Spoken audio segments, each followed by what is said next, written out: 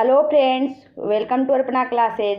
इस सेशन में हम लोग वायसराय के बारे में कुछ तथ्यों को डिस्कस करेंगे जो आने वाले एग्जाम में काफ़ी महत्वपूर्ण भूमिका निभाएगी और यह 1857 से लेकर 1916 तक के वायसराय के बारे में इसमें तथ्य दिए गए हैं। तो चलिए इस सेशन को शुरू करते हैं। पहले वायसराय कौन थे? लॉर्ड कैनिंग, और जिनका कार्यकाल कब से कब तक था? 1856 से लेकर 1862 ईस्वी तक। कब से कब तक? 1856 से लेकर 1862 ईस्वी तक था। तो इनके बारे में कुछ तथ्यों को डिस्कस कर लेते हैं जो एग्जाम में क्वेश्चंस के रूप में आते हैं। पहला पॉइंट है कि लॉर्ड कैनिंग भारत में कंपनी द्वारा नियुक्त अंतिम गवर्नर जनरल तथा ब्रिटिश सम्राट के अधीन नियुक्त भारत का प्रथम वायसराय था। लॉर्ड कैनिंग कौन था? भारत में कंपनी द्वारा नियुक्त अंतिम गवर्नर जनरल था और ब्रिटिश सम्राट के अधीन नियुक्त भारत का प्रथम वायसराय था। इनके कार्यकाल के सबसे महत्वपूर्ण घटना थी सन 1857 ईस्वी का ऐतिहासिक विद्रोह। सबसे महत्वपूर्ण घटना कौन सी थी? 1857 ईस्वी का ऐतिहासिक विद्रोह। और इसी विद्रोह के बाद प्रशासनिक सुधार के अंतर्गत भारत का शासन कंपनी के हाथों से सीधे ब्रिटिश सरकार के नियंत्रण में ले लिया गया था। 1857 के युद्ध के बाद ही क्या हुआ था? कंपनी के हाथों से सीधे ब्रिटिश सरकार के नियंत्रण में भारत के शासन को ले लिया गया था। नेक्स्ट पॉइंट है, कैनिंग के समय में ही 1856 ईस्वी में विधवा पुनर्विवाह अधिनियम स्वतंत्र रूप से लागू हुआ था। यह भी कई बार क्वेश्चंस आ जाते हैं। विधवा पुनर्विवाह अधिनियम कब से लागू हुआ था? किसके शासनकाल में? तो कैनिंग के समय में ही 1856 ईस्वी में विधवा पुनर्विवाह अधिनियम स्वतंत्र रूप से लागू हुआ था। और भारत में पहली कानून विधवा विवाह कोलकाता में 7 दिसंबर 1856 ईस्वी को ईश्वर चंद्र विद्यासागर की प्रेरणा और देखरेख में संपन्न हुआ था। पहला विधवा विवाह कहाँ हुआ था? कोलकाता में 7 दिसंबर 1856 ईस्वी में। और किसके प्रेरणा से? ईश्वर चंद्र विद्यासागर के प्रेरणा से संपन्न हुआ था।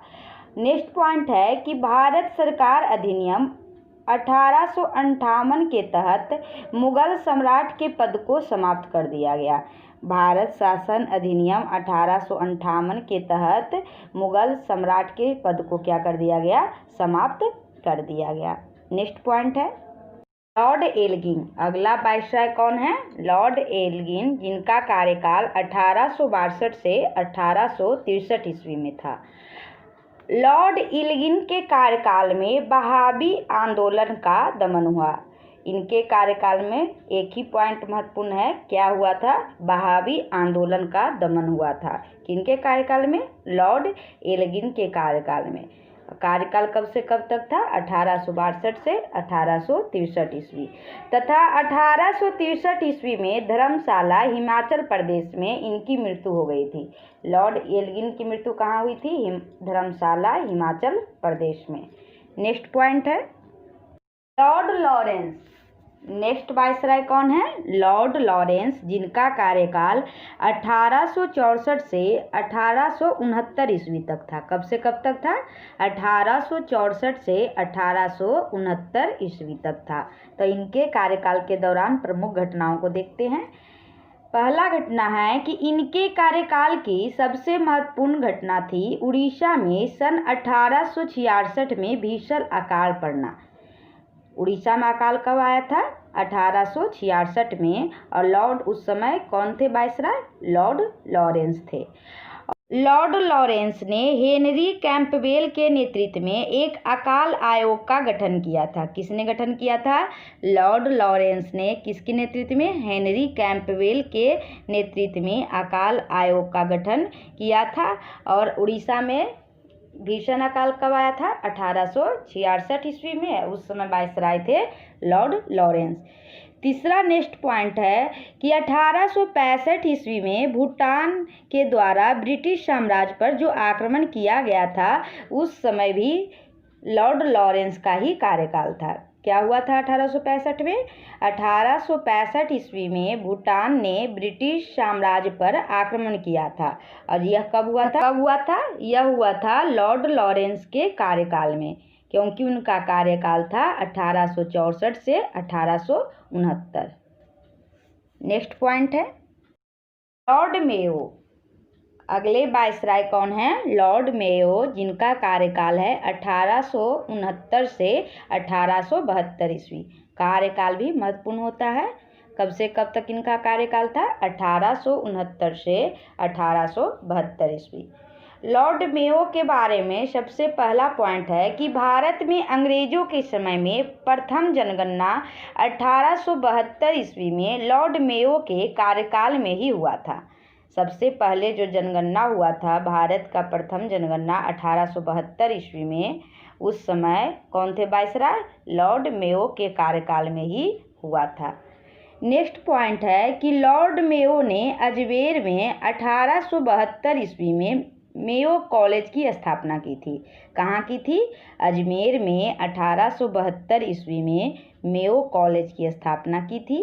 और कार्यकाल इनका कब से कब तक था? 1869 से 1872। नेक्स्ट पॉइंट है अगला वायसराय हैं लॉर्ड नॉर्थब्रुक। कौन है? Lord Northbrook. इनका कार्यकाल है 1872 से 1876 ईस्वी। इनका कार्यकाल कब से कब है? 1872 से 1876 ही ईस्वी। तो इनके घटनाक्रम को देखते हैं। पंजाब का प्रसिद्ध कूका आंदोलन लॉर्ड नॉर्थब्रुक के कार्यकाल में ही हुआ था। कूका आंदोलन जो पंजाब से संबंधित है, कहाँ हुआ था? पंजाब में हुआ था। और उस समय किनका शासनकाल था, कार्यकाल था? लॉर्ड नॉर्थब्रुक का। और दूसरा पॉइंट है कि इनके कार्यकाल में ही स्वेज नहर खुल जाने से भारत एवं ब्रिटेन के बीच व्यापार में वृद्धि हुई थी। किनके कार्यकाल में? लॉर्ड नॉर्थब्रुक के कार्यकाल में स्वेज नहर खुल जाने से भारत एवं ब्रिटेन के बीच व्यापार में वृद्धि हुई थी। कार्यकाल कब से कब तक था लॉर्ड नॉर्थब्रुक का? 1872 से 1876। पंजाब का जो प्रसिद्ध कूका आंदोलन था इन्हीं के कार्यकाल में हुआ था। और दूसरा है कि स्वेज नहर खुल जाने से भारत एवं ब्रिटेन के बीच व्यापार में जो वृद्धि हुई थी, उस समय कौन थे, किनका शासनकाल था? लॉर्ड नॉर्थब्रुक का। अगले वायसराय हैं लॉर्ड लीटन, जो कि काफ़ी महत्वपूर्ण है, कई बार क्वेश्चंस बनते हैं। लॉर्ड लीटन, जिनका कार्यकाल है 1876 से 1880 ईस्वी। कब से कब तक इनका कार्यकाल है? 1876 से 1880 ईस्वी। लॉर्ड लीटन का सबसे महत्वपूर्ण घटना 1878 ईस्वी में समाचार पत्र अधिनियम, जिसे वर्नाकुलर प्रेस एक्ट भी कहते हैं, इन्हीं के कार्यकाल में पारित किया गया, जिसमें भारतीय समाचार पत्रों पर कठोर प्रतिबंध लगा दिया गया। वर्नाकुलर प्रेस एक्ट किसके शासनकाल में आया था? लॉर्ड लीटन के शासनकाल में। इनका शासनकाल कब से कब तक था? 1876 से 1880 ईस्वी।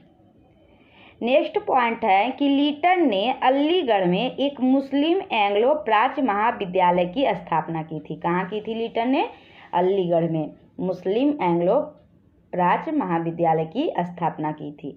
सबसे महत्वपूर्ण क्या है? वर्नाकुलर प्रेस एक्ट किसके कार्यकाल में आया था? लॉर्ड लीटन के कार्यकाल में आया था। और आगे देखेंगे कि लॉर्ड रिपन के कार्यकाल में इसे रद्द कर दिया गया था। दोनों काफ़ी कंफ्यूजिंग रहता है। लॉर्ड लीटन के शासनकाल में वर्नाकुलर प्रेस एक्ट पारित किया गया था और लॉर्ड रिपन के शासनकाल में इसे रद्द कर दिया गया था। नेक्स्ट पॉइंट है अगले वायसराय कौन है? Lord Ripon. अगले वायसराय हैं लॉर्ड रिपन, जिनका कार्यकाल है 1880 से 1884 ईस्वी। इनके घटनाक्रम को देखते हैं। लॉर्ड रिपन ने सन 1883 ईस्वी में वर्नाकुलर प्रेस एक्ट को समाप्त कर दिया था। लीटन ने वर्नाकुलर प्रेस एक्ट को पारित किया था, वहीं लॉर्ड रिपन ने 1883 में वर्नाकुलर प्रेस एक्ट को समाप्त कर दिया था और भारतीय भाषाओं में प्रकाशित होने वाले समाचार पत्रों को वही सुविधाएं दी गई थी जो अन्य समाचार पत्रों को प्राप्त थी। दूसरा महत्वपूर्ण पॉइंट है कि लॉर्ड रिपन ने स्थानीय स्वशासन की शुरुआत की थी। किसने की थी? लॉर्ड रिपन ने स्थानीय स्वशासन की शुरुआत की थी। नेक्स्ट महत्वपूर्ण पॉइंट है कि लॉर्ड रिपन के कार्यकाल में ही भारत में सन 1881 ईस्वी में सर्वप्रथम नियमित जनगणना करवाई गई थी। सर्वप्रथम जनगणना की बात हो तो वह लॉर्ड मेयो के कार्यकाल में 1872 में करवाई गई थी, लेकिन सर्वप्रथम नियमित जनगणना 1881 ईस्वी में लॉर्ड रिपन के कार्यकाल में करवाई गई थी और तब से लेकर अब तक प्रत्येक 10 वर्ष के अंतराल पर जनगणना की जाती है। कितने वर्ष के अंतराल पर? 10 वर्ष के अंतराल पर जनगणना की जाती है और पहला जनगणना हुआ था लॉर्ड मेयो के शासनकाल में 1872 में, लेकिन नियमित जनगणना हुआ था लॉर्ड रिपन के कार्यकाल में 1881 में। नेक्स्ट पॉइंट है लॉर्ड डफरिन। अगले वायसराय हैं लॉर्ड डफरिन, जिनका कार्यकाल है 1884 से 1888 ईस्वी। लॉर्ड डफरिन के कार्यकाल है 1884 से 1888 ईस्वी। तो इनके घटनाक्रम को देखते हैं इनके कार्यकाल के दौरान। लॉर्ड डफरिन के समय की सबसे महत्वपूर्ण घटना थी 28 दिसंबर 1885 को मुंबई में A.O. ह्यूम के नेतृत्व में भारतीय राष्ट्रीय कांग्रेस की स्थापना। भारतीय राष्ट्रीय कांग्रेस की स्थापना जो 1885 में हुई थी, उस समय कौन थे वायसराय? लॉर्ड डफरिन थे। नेक्स्ट पॉइंट है कि लॉर्ड डफरिन के कार्यकाल में तृतीय आंग्ल बर्मा युद्ध 1885 से 1888 के बीच हुई थी और बर्मा को अंतिम रूप से अंग्रेजी राज में मिला लिया गया था। किसके कार्यकाल में? लॉर्ड डफरिन के कार्यकाल में। सबसे महत्वपूर्ण घटना थी भारतीय राष्ट्रीय कांग्रेस की स्थापना जो 1885 में हुई थी। कहाँ हुई थी? मुंबई में। और किसके नेतृत्व में? A.O. ह्यूम के नेतृत्व में। नेक्स्ट पॉइंट है लॉर्ड लैंसडाउन। अगले वायसराय कौन है? लॉर्ड लैंसडाउन, जिनका कार्यकाल है 1888 से 1894 ईस्वी। इन वायसराय के सिर्फ एक ही घटनाक्रम है महत्वपूर्ण। भारत और अफगानिस्तान के बीच सीमा रेखा डुरंड रेखा लॉर्ड लैंसडाउन के कार्यकाल में ही निर्धारित की गई थी। सबसे महत्वपूर्ण घटना क्या थी? भारत और अफगानिस्तान के बीच जो डुरंड रेखा है वह लॉर्ड लैंसडाउन के कार्यकाल में ही निर्धारित की गई थी। कार्यकाल कब से कब तक था इनका? 1888 से 1894 ईस्वी। नेक्स्ट पॉइंट है लॉर्ड एल्गिन द्वितीय। अगले वायसराय के रूप में आए लॉर्ड एल्गिन द्वितीय, जिनका कार्यकाल था 1894 से 1899 ईस्वी। लॉर्ड एल्गिन द्वितीय के कार्यकाल कब से कब तक था? 1894 से 1899 ईस्वी। इनके बारे में कुछ महत्वपूर्ण फैक्ट्स देखते हैं। भारत को तलवार के बल पर विजित किया गया है और तलवार के बल पर ही इसकी रक्षा की जाएगी, यह कथन लॉर्ड एल्गिन द्वितीय का है, जो कई एग्जाम में पूछे भी जाते हैं। भारत को तलवार के बल पर विजित किया गया है और तलवार के बल पर ही इसकी रक्षा की जाएगी, यह कथन लॉर्ड एल्गिन द्वितीय का है। चलते हैं नेक्स्ट पॉइंट की ओर। नेक्स्ट पॉइंट है अगले वायसराय हैं लॉर्ड कर्जन, जो काफ़ी महत्वपूर्ण है। इनका कार्यकाल था 1899 से 1905 ईस्वी। कब से कब तक था? 1899 से 1905 ईस्वी। कर्जन के काल की सबसे महत्वपूर्ण घटना थी 1905 में बंगाल विभाजन। सबसे महत्वपूर्ण घटना क्या थी, जो कई एग्जाम में क्वेश्चन बने हैं? कर्जन के काल की सबसे महत्वपूर्ण घटना थी 1905 में बंगाल विभाजन और 19 जुलाई 1905 को बंगाल विभाजन के निर्णय की घोषणा शिमला में की गई थी। यह जो घोषणा है कहाँ की गई थी? शिमला में की गई थी। यह डेट भी महत्वपूर्ण है, 19 जुलाई 1905 को, और इसका प्रारूप प्रकाशित किया गया था। सितंबर 1905 में सम्राट से भी स्वीकृति मिल गई थी और 16 अक्टूबर 1905 को बंगाल विभाजन की योजना को लागू किया गया। कब किया गया? 16 अक्टूबर 1905 को बंगाल विभाजन की योजना लागू किया गया है। पहला महत्वपूर्ण घटना थी कि 1905 में बंगाल विभाजन कर्जन के काल में हुआ और इसकी स्वीकृति कब मिली थी? सितंबर 1905 में। और निर्णय कब लिया गया था? 19 जुलाई 1905 को।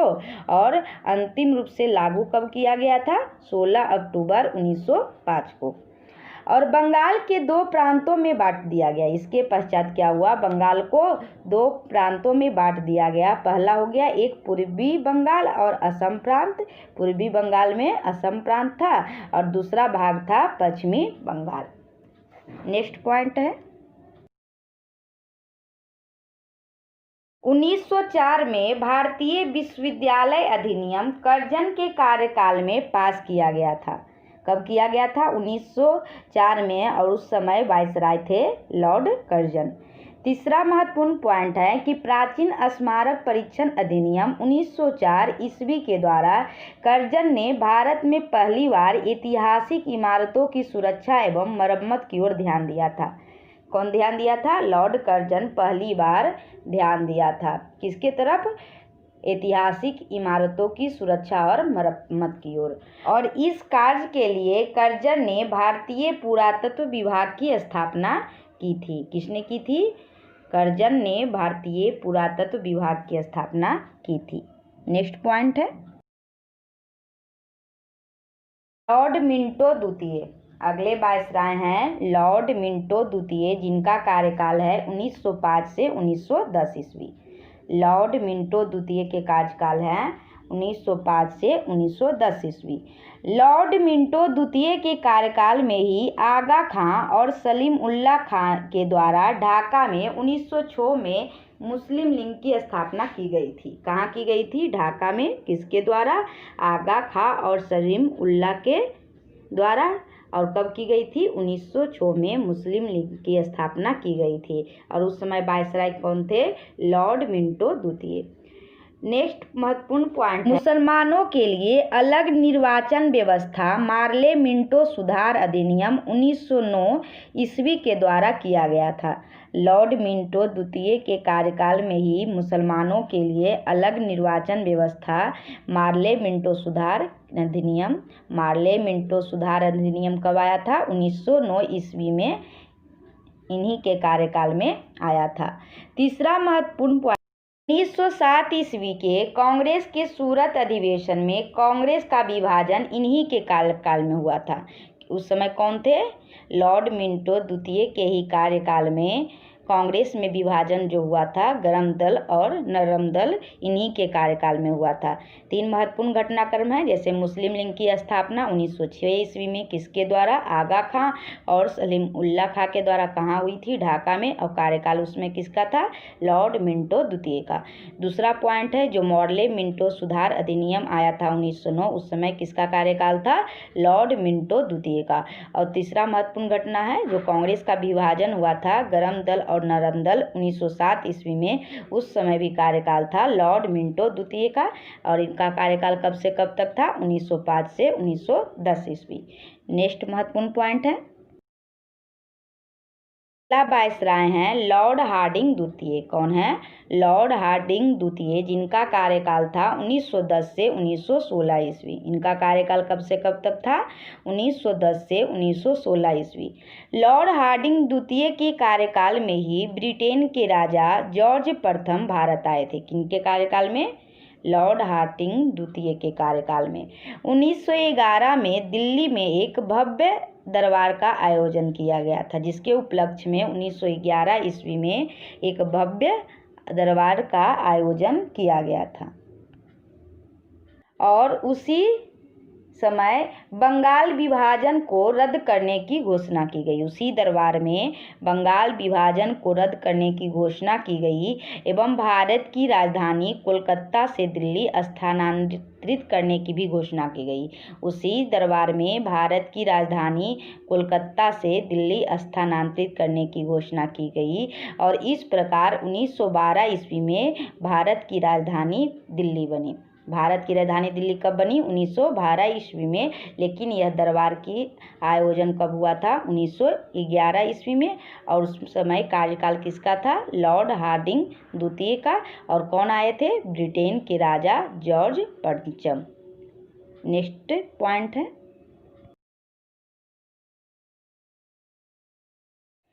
23 दिसंबर 1912 को लॉर्ड हार्डिंग पर दिल्ली में बम फेंका गया और इस कांड में भाई बाल मुकुंद को फांसी की सजा दी गई। 23 दिसंबर 1912 ईस्वी को लॉर्ड हार्डिंग पर क्या हुआ? बम फेंका गया। कहाँ? दिल्ली में। और इसी के उपलक्ष्य में भाई बाल मुकुंद को फांसी की सजा मिली थी।